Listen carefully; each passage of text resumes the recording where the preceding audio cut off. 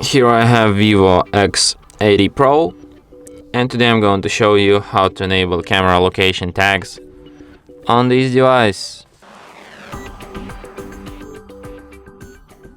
So firstly you have to open camera, then tap on the gear icon to access its settings, then go to the more settings, and here you can find location, show location info, and photo and video details.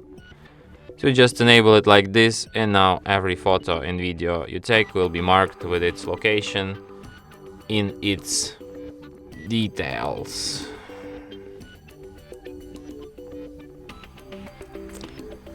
Oh, here